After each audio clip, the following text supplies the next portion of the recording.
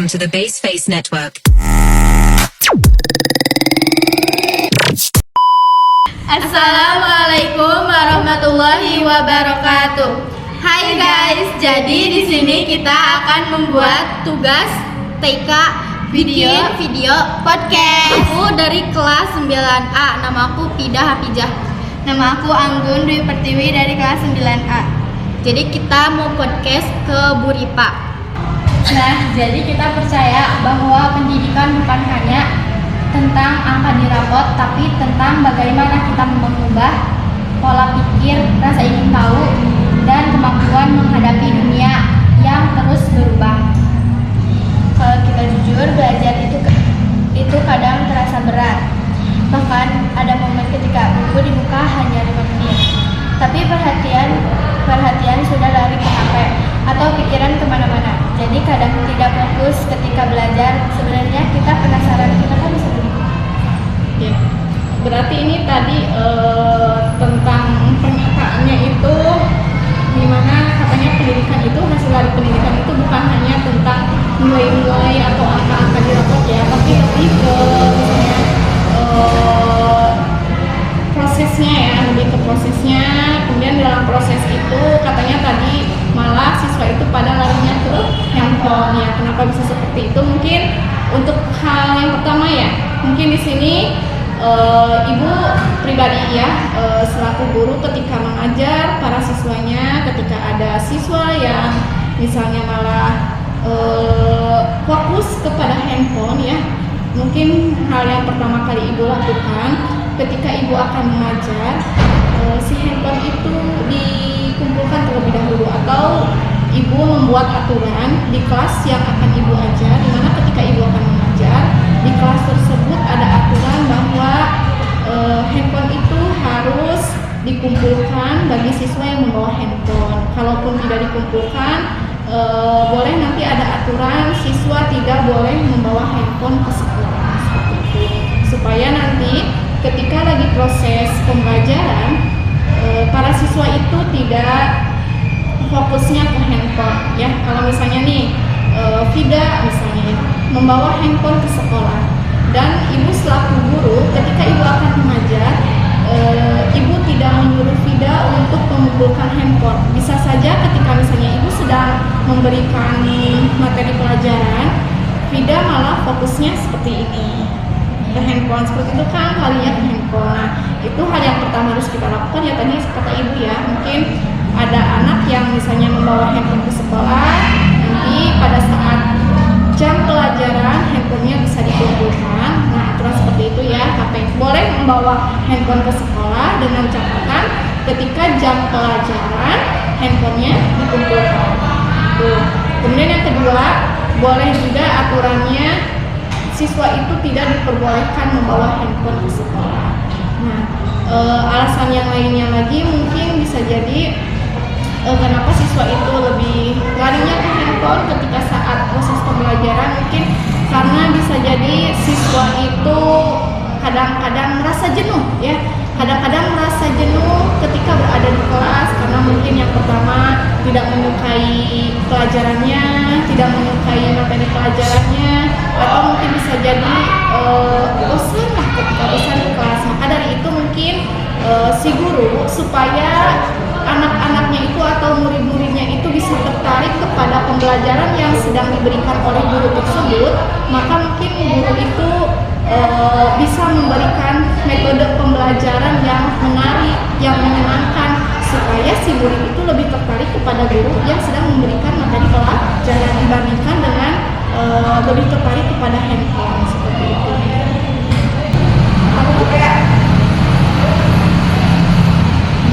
Oh iya, selain mungkin karena lebih tertarik handphone, mungkin karena misal nih kalian kan lagi masa-masanya zaman puber, misalnya ketika zaman puber dalam artian tanda kutip lagi falling in love. Nah, ketika lagi pembelajaran misalnya suka chattingan terus sama pacarnya ya, atau sama si doi ya, sama si doi. Jadi ketika lagi pembelajaran juga ingat itu ke si pacar gitu. Jadi akhirnya keingetan terus, akhirnya chattingan seperti itu. Jadi akhirnya ke pembelajaran itu terabaikan.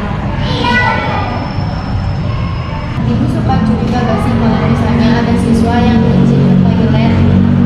Oh iya, ini hal yang sangat lumrah sekali ya, hal yang sering sekali ibu temukan atau mungkin kalian juga mengalami atau bukan tidak mengalami, mungkin melihat ya, ketika misalnya ada guru sedang mengajar di kelas, tiba-tiba ada beberapa murid yang sering, Bu izin ke toilet, Bu izin ke toilet. Nah, entah kenapa itu izin ke toiletnya memang benar-benar izin ke toilet atau memang dalam artian tanda kutip ya, malah jajan, malah keluyuran atau duduk-duduk di depan-depan kelas yang lain seperti itu. Nah, itu mungkin yang tahu hanya, karena kita tidak boleh seuzon ya, yang tahu mungkin hanya siswa yang mau izinnya saja. Cuma di sini ketika ibu melihat ya, atau misalnya menerima laporan ketika ada anak yang, Bu izin mau ke toilet, Bu izin mau ke WC, ibu selalu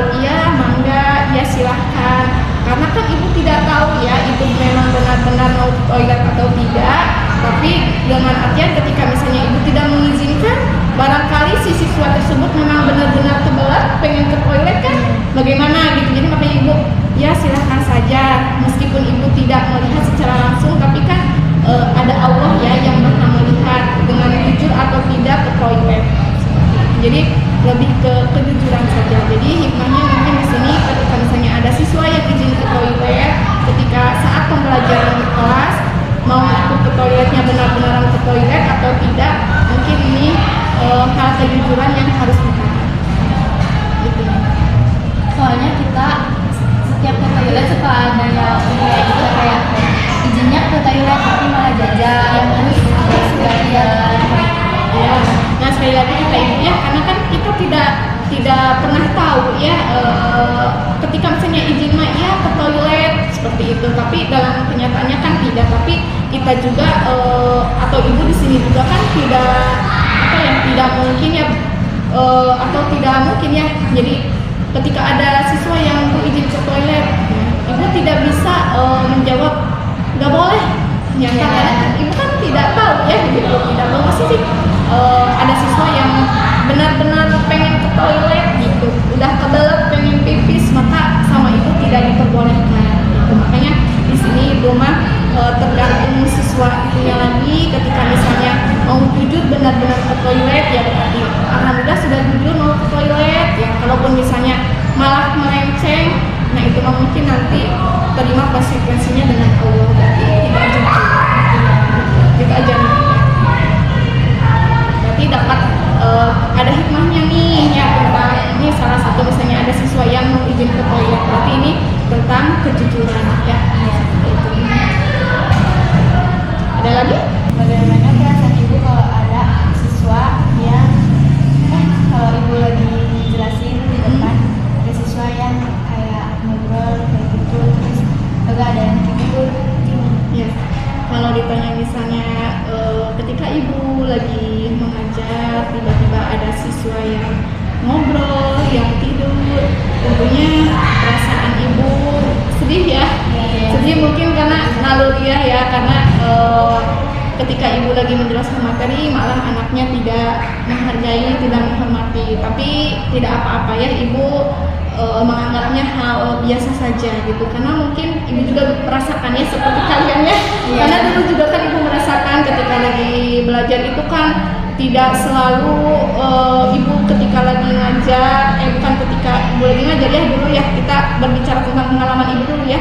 Jadi ketika ibu lagi belajar juga kan tidak selalu fokus terhadap guru yang sedang memberikan pelajarannya, dimana ada saatnya ibu juga ngantuk, ibu pengen ngobrol seperti itu. Jadi ibu sangat biasa saja ya terhadap siswa seperti itu. Cuman mungkin nanti ibu ada teguran sedikit lah kepada anak yang suka ngobrol ketika ibu lagi menjelaskan materi, atau anak yang ngantuk seperti itu. Jadi ibu sering juga ya misalnya menanyakan kepada yang lagi ngobrol ketika ibu lagi mengajar di kelas, menanyakan coba supaya tidak ribut ya, dengarkan terlebih dahulu yang ibu akan sampaikan. Atau misalnya melihat ada siswa yang ketiduran, ibu suka bangunin dulu ya namanya,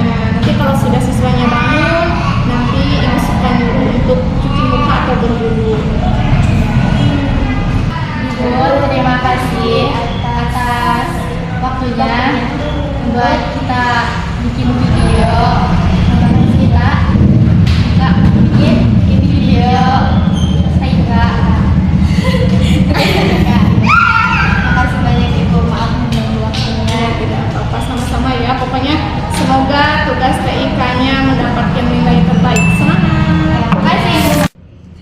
Jadi di sini kita udah selesai membuat video podcast sama Bu Rifa. Terus kita tutup dengan mengucapkan terima kasih udah nonton video kami. Wassalamualaikum warahmatullahi wabarakatuh.